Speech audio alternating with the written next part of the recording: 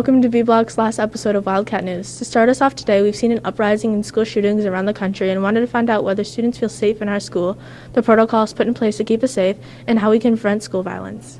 I spoke to students and staff about school shootings affecting their mindsets.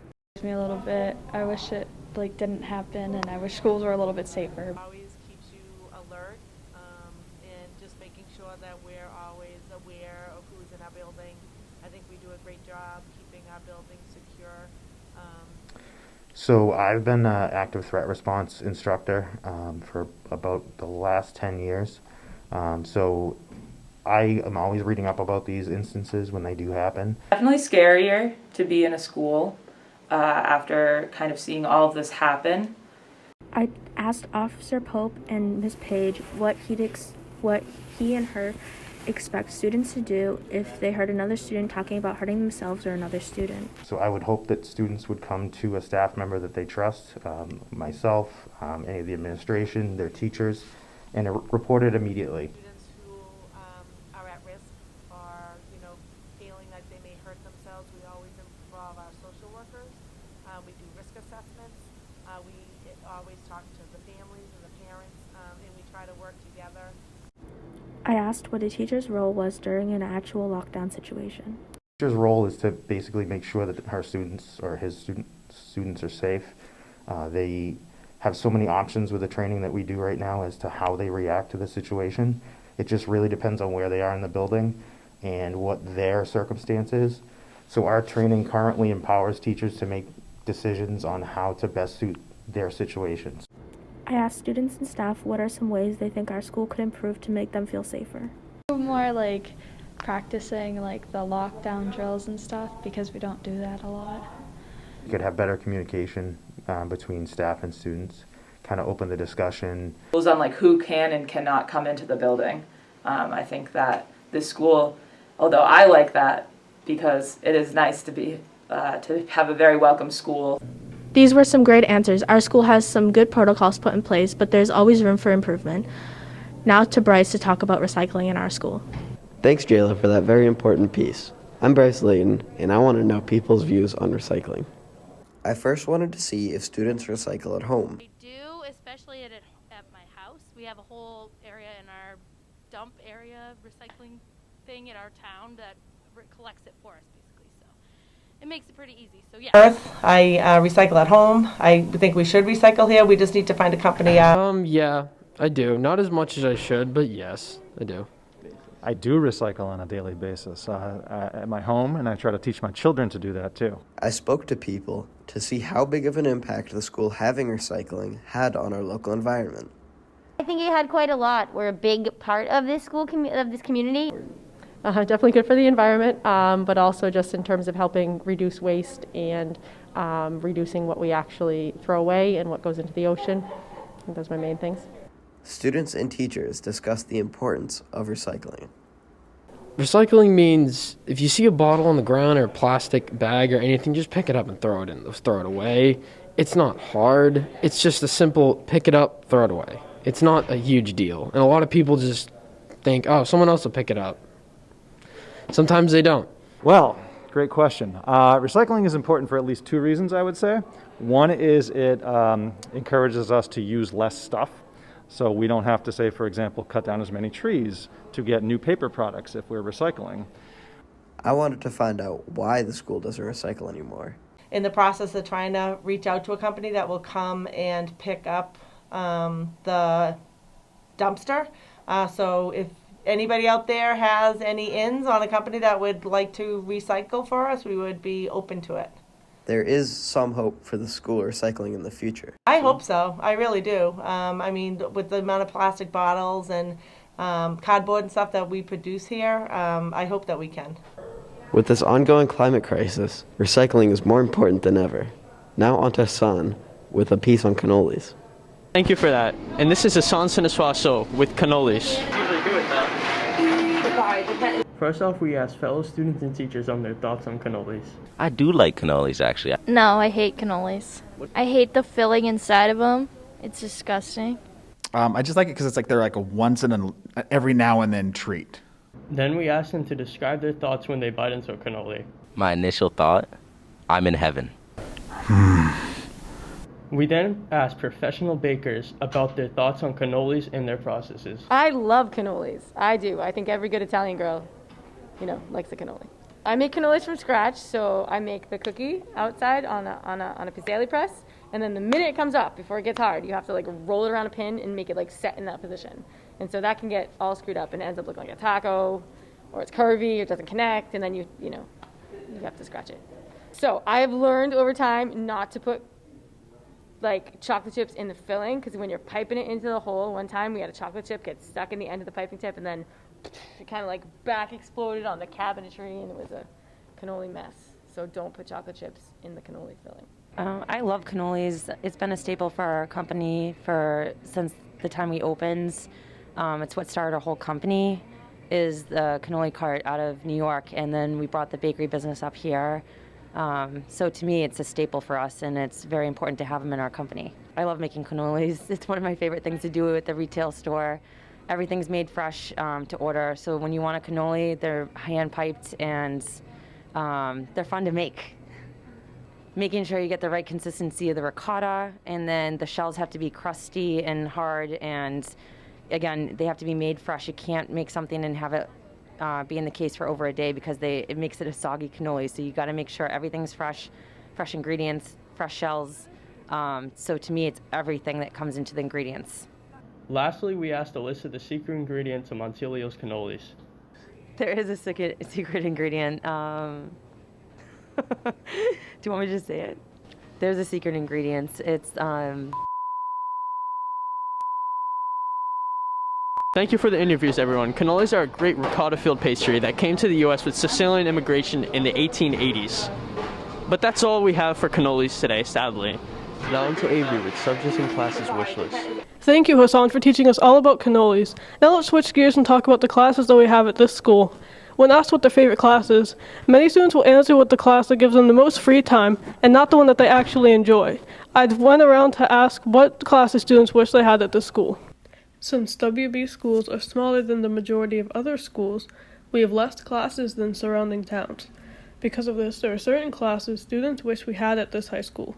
I would love a history of pop culture. That would be really cool. I wish we had AP psychology. I wish we had more choices for language classes, because we only have French and Spanish. I think it would be awesome to have, a class on how to take loans out and how to open a bank account and make a savings and things like that. I think it would benefit us a lot.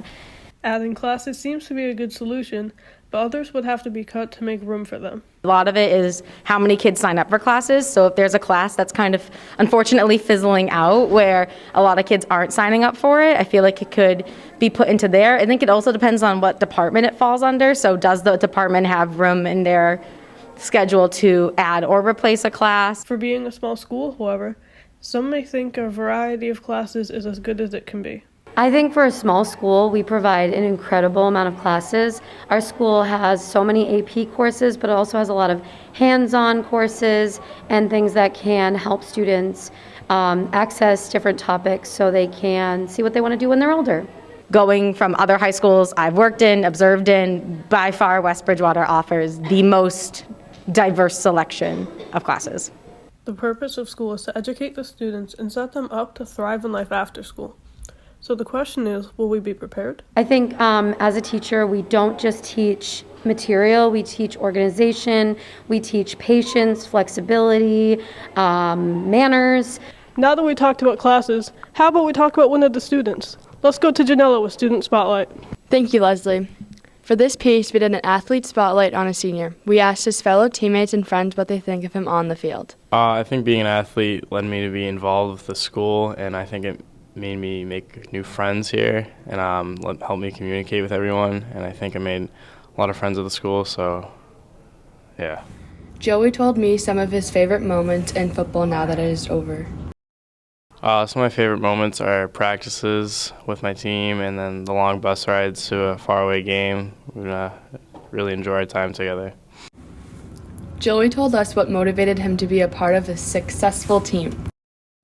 I think after my sophomore year, when we went to the state championship and after losing, I think that really wanted me to go back to that same day and just reenact it, and hopefully we can win. I inquired Joey how has his coaches influenced him throughout his time of playing sports.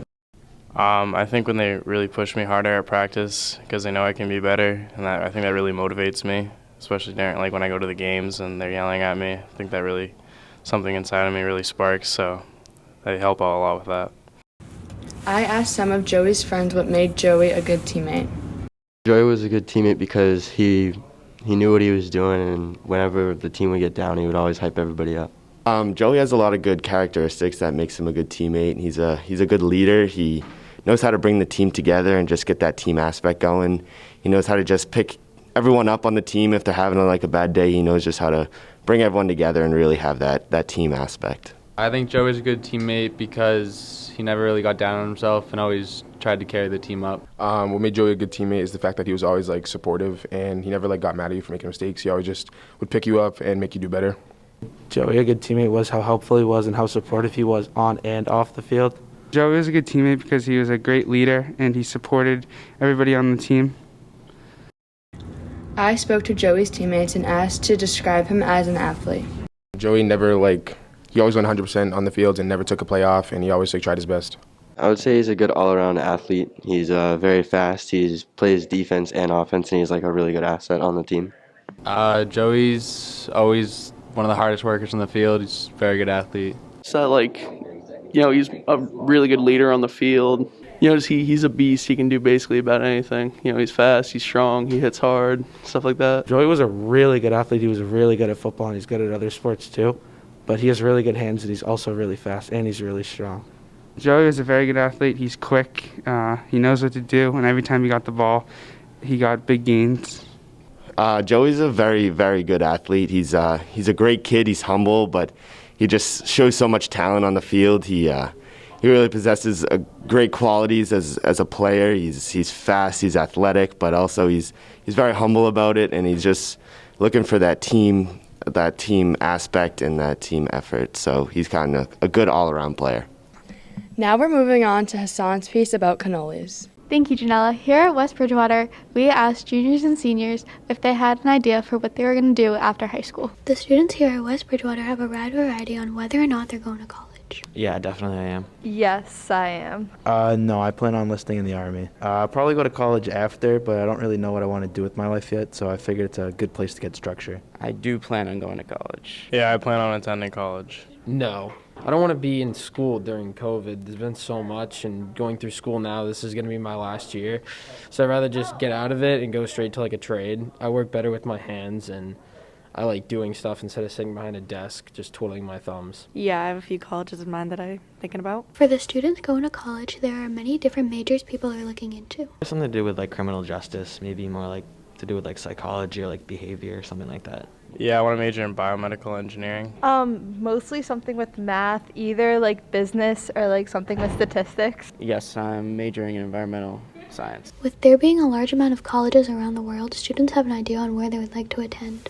Not really. I mean, I'd like to go somewhere warm, I think, but I think that's really about it. I haven't really narrowed it down yet. Yes, Villanova, which is in Pennsylvania. Currently planning on going to Hofstra University. Few ideas on my top list. Bridgewater, UNH, those are some of them, Westfield. Students express what they're looking forward to during their college experience. I think rather than just the degree you'd get, I think more the experience, traveling. I have not. Meeting new people and just going somewhere new. I plan on going to school to be an electrician. I have a few ideas. I'm not really 100% sure, but I'm interested in education or criminal justice. I look forward to learning more about the environmental science field. Many students have already started doing college research by visiting some near and far colleges. Yes, I've toured Hofstra in Long Island, Tampa, UMass Amherst, Bridgewater State, and Westfield State University. Yeah, I want to go to WPI. Yeah, I've toured a few. I've toured UNH, Westfield, Bridgewater State, Keene State, a few other ones. Looking forward to making new connections with people and planning out the rest of my life with my major and my job. Yeah, I've toured Tufts, WPI, and Kobe. Honestly, I'm just looking forward to the experience. A lot of people that I know that have gone to college just talk talk about dorm life, so kind of. Wow, we have a wide variety on whether or not students are going on to college after high school. Now, on to Christian to talk about plans for 2022. Thanks, Leslie. I've really enjoyed hearing about different college plans people have. Every year, people across the globe think their goals to live by at the end of the year called New Year's resolutions. We asked people around the school about their resolutions.